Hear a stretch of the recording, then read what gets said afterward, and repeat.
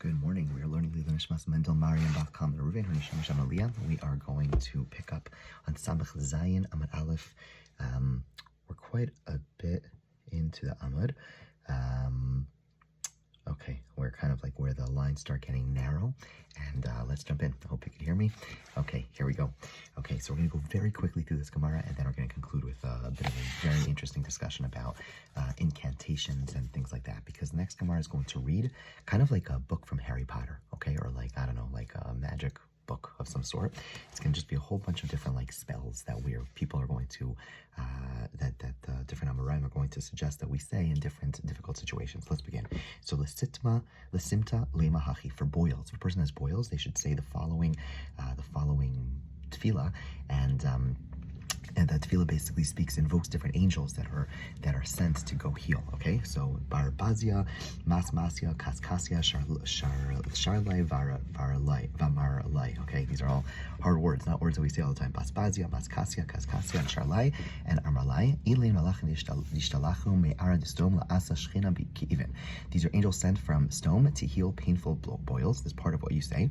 Bazach, bazich, bazbazich, masmasich, kamain, kamich. Okay, those are a bunch of other angels that we invoke. And then the person now turns to the boils, not just to the angels, and says, Einech beich, einech beich, may your color remain as you are. May your color remain as you are. In other words, don't get red or don't get worse. Asrich beich, and where you in your place stay the same, meaning don't spread any further. Zarech ke kalot uchefirda de lo parav lo ravya. May your seed be like that of kalot and that of a mule, who do not increase and do not multiply. Kach lo tifrev lo tirbe begufe defleni bar plainus. So too, you should not increase, not get worse among the body of so and so, the son of, and the mother's name, as we spoke about yesterday, the importance of talking about the mother's name. Okay, lechipas lemahachi, for blisters, a person should say the following: cherav shlufa v'kela netusha, an unsheathed sword and a slingshot placed that's ready. Lo shmei yochav cholin machovin. Its name is not yochav, painful illness. Okay, the Mefarshim point out we don't even know exactly even to understand the basic meaning of this. These are just the words. We're just going to keep on reading. Leshida lemahachi. If a person has a demon that they want to get rid of, you say the following: Haves defakik haves. You are stopped up. You are stopped. You are stopped up. You were lita tavar mashumas bartit bartame bartina kishamgaz marigaz veistemai. You should be cursed, broken, excommunicated.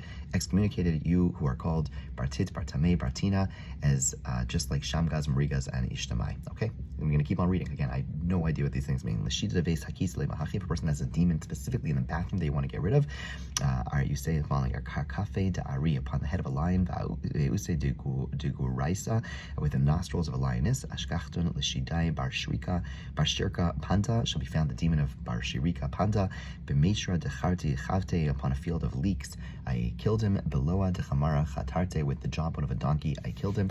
Sounds like we're invoking Shimshon over here, but again, I'm not going to explain. I don't know what it means. Okay, we're going to come back to these incantations, but let's keep on reading. Now the Gemara goes back to analyze a line in the Mishnah, which spoke about the fact that princes and all people are allowed to go out with bells on Shabbos. Okay, if a name lachim is zag, and you're allowed to go out with the bells, ask the Gemara, Mantana, who's the author of the Mishnah, who says that even regular people are allowed to go out with bells on Shabbos? Amar Rav Oshia, Rav Shimon Hida, Amar Kol Yisrael b'nei lachim him. Rav Shimon is of the opinion, he says that all Jews are like princes. In other words, it's an interesting shita, it's an interesting opinion. He's basically holding that even though we are not all princes, but we could dress like princes, we could look like princes since we are special, and therefore, the concern is, someone can make fun of the person, they're going to take it off. But the answer is no one's going to make fun of us, because even though we may be paupers, even though we may have nothing, we are all considered princes, and therefore we could dress like princes. We have a special stature in the world, and therefore we could dress beautifully as well, and therefore there's no concern that someone's going to make fun of a Jew, even a very poor Jew, and therefore they will not take the bells off. That's opinion number one. Rava Amar, a different answer. No, another answer is to say that it's not talking about bells that could be removed. And then, the whole concern is people are going to make fun of the individual. And so Rava says, no, we're talking about bells that are woven into the clothing, and therefore this goes according to everyone, because you can't take the bells off. Okay, new Mishnah, and we're going to come back to incantations. Don't worry.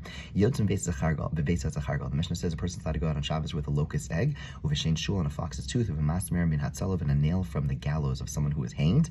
Okay, these are all different things that are used to heal. Mishum refuah, for the purpose of healing. Divrei Meir, Chacham say all those things cannot be done even on a weekday. Forget Shabbos for a second. Meir is saying you're allowed to carry these things.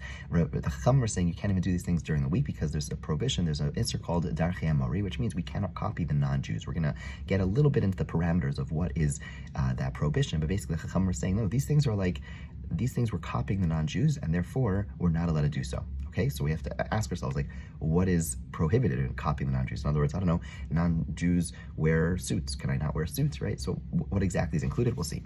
Okay, it says the Gemara first talks about, explains, according to a mayor who allows you to go out with these things, it gives parameters of what these different types of items, how they heal.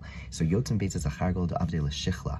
You're allowed to go out with a locust egg, because it's used for earache, okay? There's, again, Rameir who says you could do these things, he says you're allowed to do it, and you put it on your ear because it's there for an earache. And the fox's tooth is used to help someone sleep. The tooth of a live fox is used to keep someone awake. Okay, so you take a tooth of a live fox, keep someone awake. And if you're having problems sleeping, you take the tooth of a dead fox. Okay. If you take the nail from the gallows of this person who was hanging, that's used to heal swelling of a wound. Okay. Mishum refuah. Okay.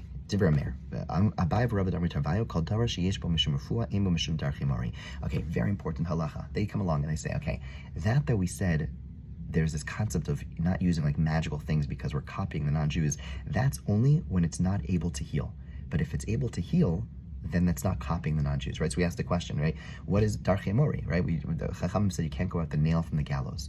Why? Because it's Darchei Amori. So what is included in Darchei Amori, right? If a non-Jew uses amoxicillin, can I not use amoxicillin? No, Abai and Rava come along and they say, if it is able to heal, then it's by definition not Darchei Amori. It's only if it's not able to heal, if you're doing this act which is not able to heal, then it's Darchei Amori. We're gonna finish today with like an overview of the different opinions, but we'll come back to that.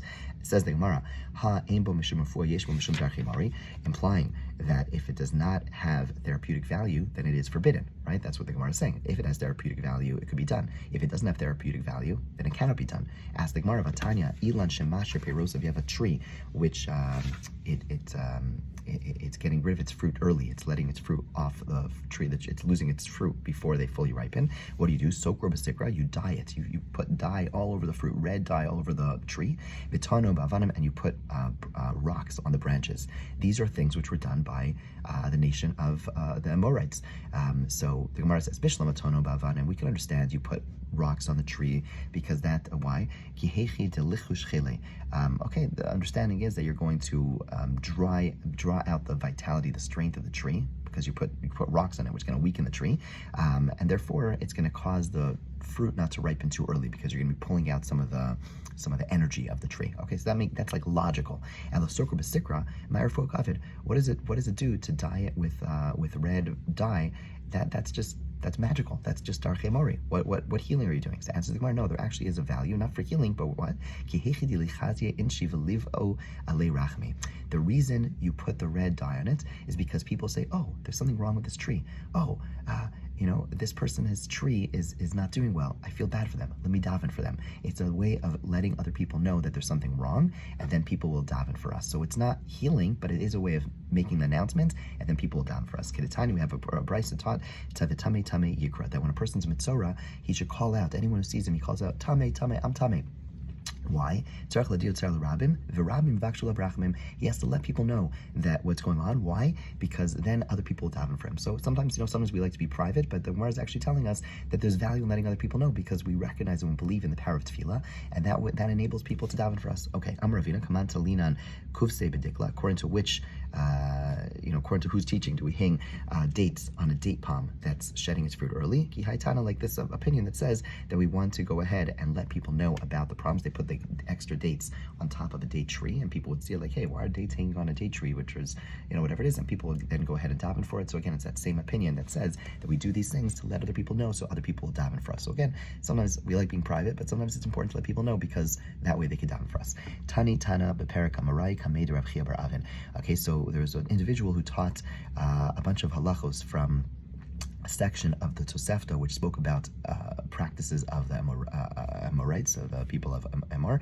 And Amar le Rav Chia, when he heard these things, he said, Kulu isbahu mishum darchei Amori levar mehani. All those things cannot be done because they are copying the non-Jews. Which is called darchei Amori, except for two of them. Two of them actually are are valid. They work. Okay, what are the two?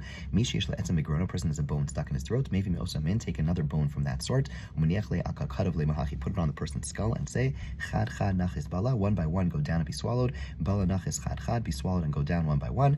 Im b'mishum darchei mori, that is allowed. It's not called darchei mori. Okay, le'idra le'mahachi, if a person has a fish bone stuck in one's throat, what do? Nin'at kimachat, then you say the following. You say you're embedded like a needle. Nil alta kisris, you're locked tightly like a shutter. Shaya shaya, go down. Okay, so this is allowed because that's not darchei mori. Okay, so let's just take a moment and discuss these incantations, which we spent a few minutes talking about today. So, there's a Rashi, when Abai and Rava said that, again, Abai and Rava, they said the key halacha. They said anything which works is not darchei mori. If it doesn't work, it is darchei mori. It's copying the non-Jews, and therefore it's forbidden. And Rashi said, I'll give you an example of something which doesn't work. Incantations. Like anytime you have like these formulas, these magic spells, that doesn't work because there's no therapeutic value. That's what Rashi says. Now the Rush comes along and says, what are you talking about? We just went through a whole Gemara that said that you could do these things. If you could do these things, obviously they work, right? So the Rush says the way to understand Rashi, or maybe arguing with Rashi, but at least the way he understands Rashi, is saying that there are two types of incantations. Rashi was saying that there are some incantations that don't work. The ones in our Gemara do work. That's how the Rush understands Rashi and our Gemara, basically saying that there are incantations that do work, and the ones that are listed in our Gemara are ones that do work, and then there are others that don't work. However, the Meiri, who is a rationalist, says something very interesting. He says, really, the incantations in our Gemara don't work. So why are they not usher? Why are they permitted? They're permitted, two reasons, okay? This is a little counterintuitive, but it might resonate for us more rationalist type people. He says that, first of all, it's obvious that they don't work. The Chachamim allow them. In other words, there's like three categories. There's things which are forbidden because they are copying the non-Jews, and then there are things, two categories. There are things which are permitted even though we're copying the non-Jews because it's so obvious that they don't work that the Chacham said, it's fine.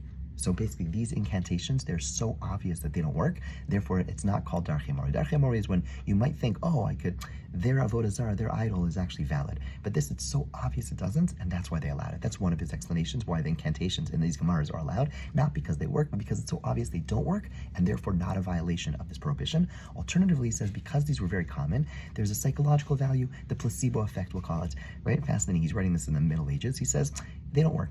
But since people think they work, therefore it's an exception.